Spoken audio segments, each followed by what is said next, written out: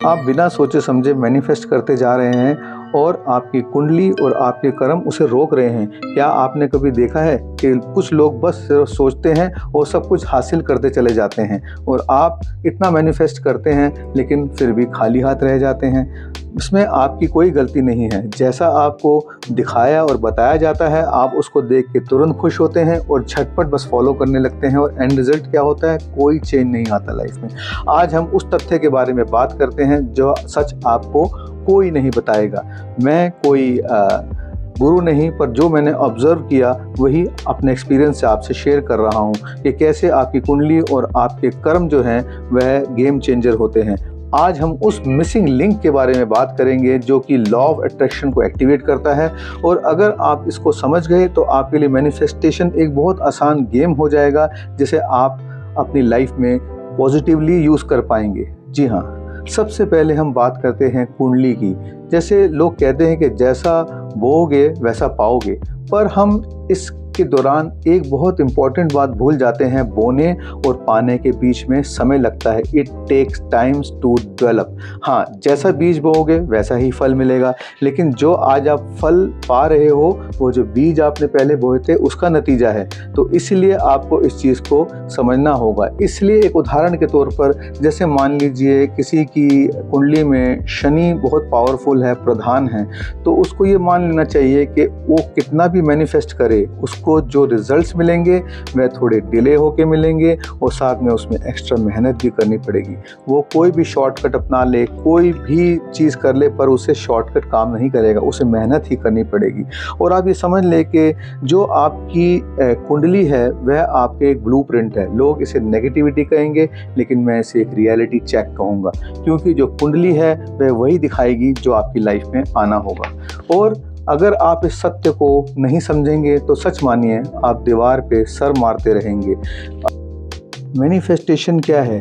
वह कोई एक विशाल इच्छा नहीं है, वह आपके सही कर्म का बीज है। तो अगर आप ठीक ढंग से कोई बीज बोएंगे और उसके हिसाब से अकॉर्डिंगली कर्म करेंगे तो आपकी वो मैनिफेस्टेशन 100% पूरी होती चली जाती है।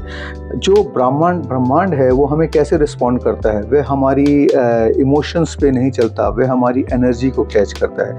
जब भी हम ब्रह्मांड से कुछ मैनिफेस्टेशन करते हैं तो हम एक अभाव, एक लैक के अंदर करते हैं कि मुझे ये चाहिए, तो ब्रह्मांड समझता है कि नहीं है, इसके पास वो चीज़ नहीं है, और वो वैसे ही रिस्पॉन्ड करता है नहीं है कि एनर्जी चली जाती है। तो इसलिए आपकी कोई भी मैनिफेस्टेशन पूरी नहीं होती है।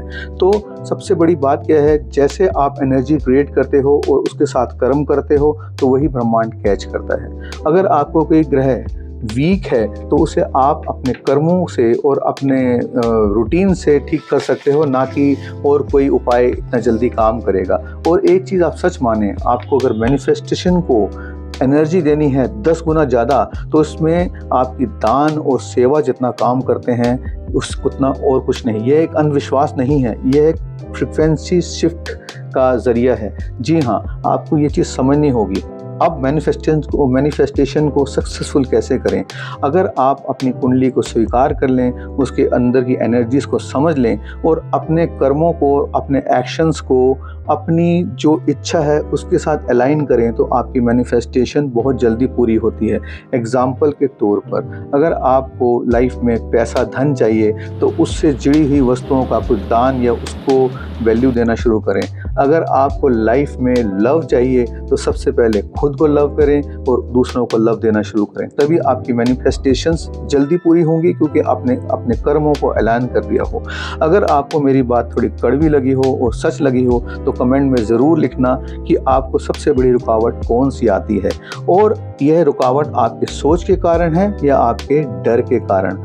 और हम अगली वीडियो में डिस्कस करेंगे कैसे आप 21 दिन के कर्मों से अपनी किस्मत को रीप्रोग्राम कर सकते हैं। इसलिए चैनल को सब्सक्राइब ज़रूर कर लीजिए।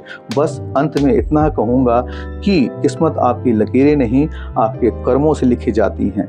बस सही दिशा में चलना शुरू करें, सब अपने आप ठीक हो जाएगा। अगली वीडियो में मिलते हैं।